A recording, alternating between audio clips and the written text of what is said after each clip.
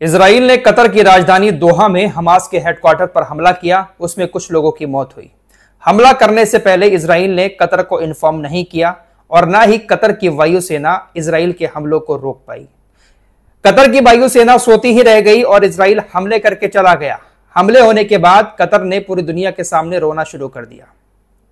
Qatar ने आनन फानन में तमाम इस्लामिक देशों को इकट्ठा किया। अपनी लास्ट वीडियोस में मैंने आप लोगों को बताया था कि 15 सितंबर को कतर के दोहा में तमाम इस्लामिक देश इकट्ठा होंगे और एक इस्लामिक सम्मेलन होगा। यह सम्मेलन हुआ और इस सम्मेलन में इजराइल के ऊपर क्या क्या एक्शन लिए गए इस्लामिक देशों की तरफ से। हंसी आ रही है बताते हुए, कैसे बताऊं, एक्शन के नाम से हंसी आने लगी। क्या क्या एक्शन लिए हैं इस्लामिक देशों ने, आगे आपको सारी चीजें बताऊंगा। और इन इस्लामिक देशों की मीटिंग के बाद इजराइल ने क्या एक्शन लिया वो भी आप जरूर सुनिएगा। इजराइल ने कतर की राजधानी में जब से हमला किया तब से लगातार तमाम देशों की, इस्लामिक देशों की तरफ से बयानबाजी की जा रही थी। कोई कह रहा था कि आज कतर के अंदर घुसकर मारा है, कल हमारा नंबर भी आ सकता है, कल इसका नंबर भी आ सकता है। तुर्की भी डरा हुआ बैठा है, पाकिस्तान भी डरा हुआ था। आसपास के देश मिस्र, जॉर्डन जैसे देश भी सिर्फ खोखले स्टेटमेंट दे रहे थे कि इजराइल हमारे साथ भी कुछ भी कर सकता है। मिस्र ने तो ये तक कह दिया था कि अगर इजराइल ने दोहा जैसा काम हमारे देश के अंदर करने की कोशिश की तो हम इजराइल को एक अलग ही लेवल का मजा चखाएंगे। मिस्र इजराइल को मजा चखाएगा। वाह भाई वाह, क्या बात कही थी इन्होंने। फिलहाल इन्होंने कहा था कि ये जो सम्मेलन हो रहा है, इस सम्मेलन में हम इस्लामिक नाटो बनाने पर जोर देंगे। जिस तरीके से यूरोप के अंदर एक नाटो संगठन बना हुआ है, ऐसे ही इस्लामिक देशों का भी नाटो संगठन बनेगा। लेकिन ना तो नाटो संगठन बना है और ना ही इजराइल के ऊपर कोई एक्शन लेने की बातें की गई हैं और ना ही किसी इस्लामिक देश ने इजराइल से अपने रिश्ते खत्म किए हैं। सिर्फ इस सम्मेलन की शुरुआत खाने पीने से हुई होगी। पहले तो बिरयानी ठूस कर ये लोग वहां पर बैठे होंगे, उसके बाद जब पेट भर गया होगा तो जो इनके मन में आया भाई घिसी पिटी डायलॉग बाजी इन्होंने वहां पर शुरू कर दी। जिस नेता के मन में जो बातें आ रही थी वो इस सम्मेलन में बक रहा था। एर्दोगान बोले नेतन्याहू हिटलर हैं, हिटलर जैसे काम कर रहे हैं और अंत भी हिटलर जैसा होगा, अपने आप हो जाएगा बैठे बैठे। मिस्र के राष्ट्रपति ने कहा कि ये जो कर रहा है नेतन्याहू ये खुला अपराध है, नरसंहार है और ऐसे कामों को करने की इजाजत नहीं दी जाएगी। जितने भी नेता पहुंचे थे इस्लामिक देशों के, सभी ने अपनी खोखले बयानबाजी की। कोई नेतन्याहू को आतंकी कह रहा था, कोई नरसंहार करने वाला कह रहा था। जैसे कुछ चुगलखोर लोग होते हैं जो एक जगह बैठकर किसी एक शख्स की बुराई करते रहते हैं, ऐसे ही ये तमाम लगभग 60 नेता इकट्ठे हुए थे और सभी ने अपने अपने स्टाइल में बयानबाजी करते हुए नेतन्याहू को बुरा भला कहा, उसकी बुराई की, जिसका असर नेतन्याहू के ऊपर अत्ती भर नहीं पड़ता है। नेतन्याहू को बुरा भला कहने के बाद, नरसंहारी कहने के बाद, न जाने कौन कौन से ये लोग शब्दों का इस्तेमाल करते हैं। ये सारे शब्दों का इस्तेमाल करने के बाद कड़े से कड़े शब्दों में एक बार फिर से इन्होंने कतर की राजधानी दोहा में जो हमला हुआ था उस हमले की सिर्फ और सिर्फ निंदा की। निंदा निंदा निंदा और कुछ नहीं। इसके अलावा इनको शायद कुछ नहीं आता है। कोई भी ऐसा देश खुलकर सामने नहीं आया जो ये कह सके कि हम इजराइल से अपने सारे रिश्ते खत्म कर रहे हैं। आज ही आप भी अपने रिश्ते खत्म करो। तमाम देशों को इजराइल से रिश्ते तोड़ने पर मजबूर किया जाता, खासकर कतर सामने आता। सबसे पहले कतर अपने रिश्ते खत्म करके एग्जाम्पल सेट करके तमाम देशों से कहता, क्योंकि इजराइल ने हमला तो कतर के अंदर ही किया था।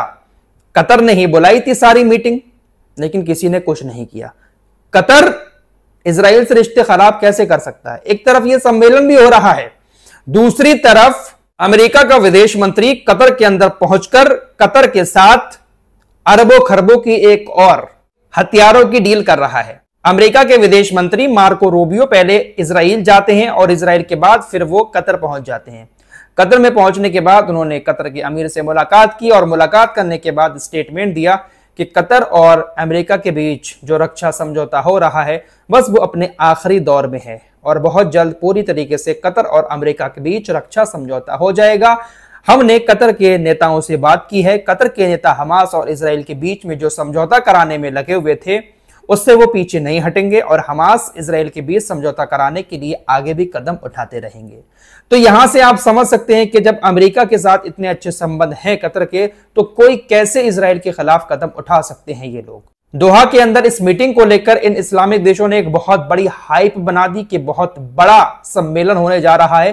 इसराइल के खिलाफ ऐसे एक्शन लिए जाएंगे, इसराइल के खिलाफ वैसे एक्शन लिए जाएंगे, लेकिन सिर्फ और सिर्फ निंदा की गई। दुनिया भर में मीडिया से ये लोग चलवाते हैं कि एक बहुत बड़ी इमरजेंसी मीटिंग होने जा रही है, इस्लामिक देश इकट्ठा हो चुके हैं। हमारा देश का मीडिया चला रहा है कि 60 इस्लामिक देश इकट्ठा हो गए और अब इसराइल के खिलाफ एक्शन लिया जाएगा। 60 इस्लामिक देशों ने इसराइल के खिलाफ खोल दिया मोर्चा। क्या मोर्चा खुलता है? सिर्फ और सिर्फ निंदा की जाती है। यह चीज लेबनान के राष्ट्रपति को भी बहुत ज्यादा बुरी लग रही है। लेबनान के राष्ट्रपति जोसेफ ऑन ने इसी शिखर सम्मेलन में बोलते हुए कहा कि हम जब भी मिलते हैं या जब भी किसी इस्लामिक देश पर हमला होता है तो उसकी सिर्फ और सिर्फ निंदा, निंदा और सिर्फ निंदा की जाती है। इन छोटे शब्दों को बार बार दोहराने के लिए मैं माफी चाहता हूं, क्योंकि हर बार इजराइल के हमलों को हम निंदा करके छोड़ देते हैं। लेबनान के राष्ट्रपति ने कहा कि गुजरे हुए कल में और आने वाले कल में ये निंदा जैसे शब्द हमारे अंदर ऐसे घुस गए हैं, हमने इतनी बार बोल दिया है कि लोग इनको सुन सुनकर थक चुके हैं। इन शब्दों को सुनकर हमारे लोगों में थकान पैदा हो गई है। बिल्कुल बात सही है दोस्तों, पिछले 1.5-2 सालों से हम यही तो सुन रहे हैं। इजराइल चुन चुन के मार रहा है और स्टेटमेंट आता है, हम इसकी कड़े शब्दों में निंदा करते हैं। अरे निंदा उसकी की जाती है जिसके ऊपर कोई असर पड़े। नेतन्याहू को आप दिन रात गाली देते रहो, उसके ऊपर कोई फर्क नहीं पड़ेगा। खोखली बयानबाजी दूर दूर से करते रहते हैं और अंदर अंदर गले भी ये लोग लगाए रहते हैं। इनका कुछ होने वाला नहीं है दोस्तों, ऐसे ही चुन चुन कर इजराइल मारता रहेगा। इधर अभी ये भाषणबाजी इनकी खत्म ही हुई थी रात, उधर इजराइल ने भयानक हमले शुरू कर दिए गाजा के ऊपर। इजराइल ने अपने टैंकों को भी जमीनी स्तर पर गाजा के अंदर एंटर करवाया, वहां से भी हमले किए और हवाई हमले भी शुरू कर दिए। इजराइल का जो मंत्री है कार्ड्स, वो कह रहा है कि हमास का खात्मा कर रही है हमारी सेना, मार रही है गाजा के अंदर सभी को, नाम लिया जा रहा है, हमास का खात्मा किया जा रहा है। इजराइल के रक्षा मंत्री ने कहा कि तब तक हम पीछे नहीं हटेंगे जब तक हमारा मिशन पूरा नहीं हो जाता, हम हमास को पूरी तरह से खत्म नहीं कर देते। तो एक तरफ शिखर सम्मेलन हो रहा है जहां पर नेतन्याहू को गालियां बकी जा रही हैं और दूसरी तरफ इजराइल हमले कर रहा है। दोस्तों दोहा में कल जो शिखर सम्मेलन हुआ उसमें एक ये शख्स भी मौजूद था, इसका नाम है रशद अल अलीमी। यह सऊदी अरब के रियाद में एक होटल में रहता है। इसके बारे में ऐसा कहा जाता है कि सऊदी अरब और यूएई इसको यमन का राष्ट्रपति बनाना चाहते हैं, इसलिए इसको जबरदस्ती यमन की राजधानी सना भेजना चाहते हैं। इस्लामिक शिखर सम्मेलन में इसको भी बोलने का मौका मिला। इसने क्या कहा?